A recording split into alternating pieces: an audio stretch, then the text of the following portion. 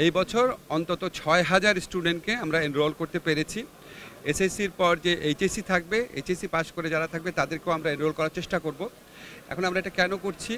আমি এই মন্ত্রণালয়ের দায়িত্ব নেওয়ার পর আপনারা জানেন আমরা বাইরে কর্মসংস্থানের সুযোগ বৃদ্ধির জন্য অনেক চেষ্টা করেছি।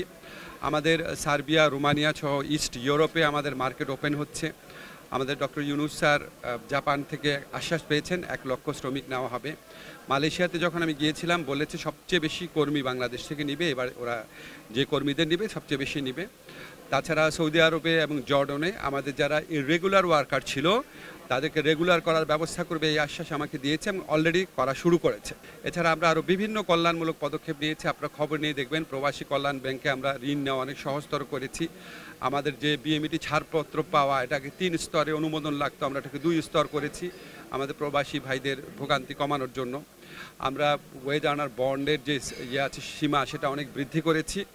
আমরা যে প্রবাসী কল্যাণে যে যারা আমাদের ভাইরা ওখানে দুর্ভাগ্যজনকভাবে মৃত্যুবরণ করেন তাদের যে পরিবার পরিজনের ভোগান্তি কমানোর জন্য লাশ পরিবহনের সুবিধার জন্য কিছু ব্যবস্থা নিয়েছি। আমরা প্রবাসী কল্যাণ লাউঞ্জ করেছি একটা, আপনারা জানেন। খুব দ্রুত আমরা আরও 2টা কাজ করব। একটা হচ্ছে আমাদের প্রবাসী ভাইদের থাকার জন্য একটা জায়গা ছিল, যারা আপনার বিমানবন্দরে আসার পর অনেকক্ষণ ওয়েট করতে হয়, দেখা যায় হয়তো পুরো রাতটাই কাটাতে হয়, তখন তারা অত্যন্ত ইনসিকিউর অবস্থায় পড়েন। ওনাদের জন্য আমাদের একটা থাকার ব্যবস্থা আছে খুব ভালো জায়গাতে, এয়ারপোর্ট থেকে জাস্ট 10 মিনিটের পথ, কিন্তু রাস্তাটা খুবই খারাপ দেখে ওখানে কেউ যেতে চেত না। এই রাস্তাটা নির্মাণ কাজ শুরু হয়েছে, খুব দ্রুত শেষ হয়ে যাবে। আমার ইচ্ছা আছে, খুব স্বপ্নের একটা প্রজেক্ট আছে প্রবাসীদের জন্য একটা হসপিটাল করা। এই হসপিটালের মালিক হবেন প্রবাসীরাই।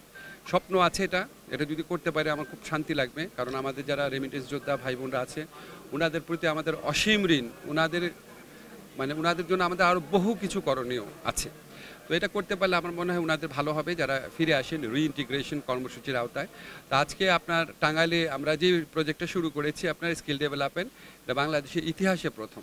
তো আমরা এখানে আপনারা টাঙ্গাইলের অধিবাসীরা আছেন, আপনারা সবাই এখানে এটা ভালো মতো প্রচার করবেন, অন্যান্য বক্তব্যের যেটাই ভালো করে প্রচার করেন।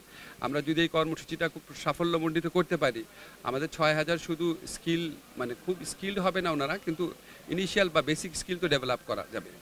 তারপর আপনাদের একটা জিনিস বলে রাখি, আন্তর্জাতিক শ্রমবাজারে এখন সেমি স্কিল বা আনস্কিল ওয়ার্কার নিতে চায় না। ক্রমেই আমাদেরকে স্কিল ওয়ার্কার বাড়াতে হবে। স্কিল ওয়ার্কার ছাড়া আমাদের শ্রমবাজারে ভবিষ্যৎ খুব বেশি ভালো হবে না। স্কিল ওয়ার্কার ডেভেলপমেন্টের একটা প্রাইমারি ধাপ হিসাবে আমরা এটা করলাম, কারণ যারা ইনশাল্লাহ আশা করি যারা এসএসসি পাস ছেলেমেয়েরা যখন এই ট্রেনিংগুলো নিবে তারা এইটার সাথে পরিচিত হবে, বিদেশে যাওয়ার যে সুযোগ আছে সেটার সাথে পরিচিত হবে, আরও বেশি ট্রেনিং নেওয়ার জন্য তারা উদ্বুদ্ধ হবে। এবং এখান থেকে যারা ট্রেনিংয়ে ভালো করবে তাদের দিকে আমরা নজর রাখবো। ট্রেনিং শেষ হওয়ার পরও যারা ভালো করবে, যারা এখানে আমি ওনার সাথে আলাপ করব, যদি সপ্তাহে একদিন ট্রেনিং শেষ হওয়ার পরও যদি তারা ওটাকে আবার অভ্যস্ত থাকার জন্য আবার ট্রেনিং জন্য আসতে চায় সেটার ব্যবস্থা করব। তো আপনারা সবাই দোয়া করবেন আমরা যেন সত্যি ভালো কিছু করতে পারি।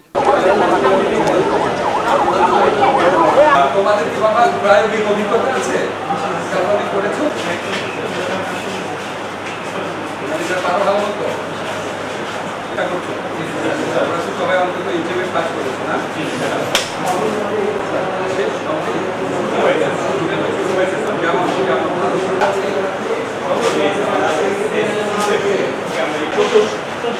1450 জনের অ্যাসেসমেন্ট স্যার আমরা করেছি। না স্যার টাকা বলে স্ক্যাপোল্ডিং করা হবে।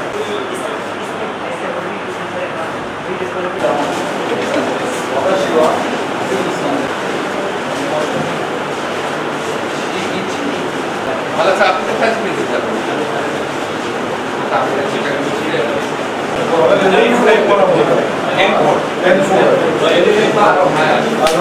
কুরআন থেকে তেলাওয়াত করবেন টাঙ্গাইল কারিগরি প্রশিক্ষণ কেন্দ্রের আব্দুল্লাহ।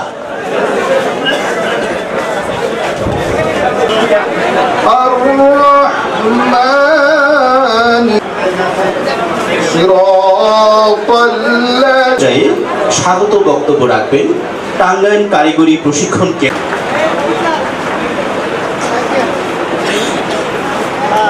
হিসেবে উপস্থিত আছেন জনাব সালাহ আহমেদ মুজাফফর স্যার মহাপরিচালক এবং বিভিন্ন দপ্তরের দপ্তর প্রধান। আসসালামু আলাইকুম, শুভকামনা। সম্বোধন করার সুযোগ এই আজকে বাংলাদেশে প্রথম শুরু হলো, এটা টাঙ্গাইলবাসীর প্রোগ্রামগুলো হচ্ছে সবগুলো সিবিটি মোডে হচ্ছে।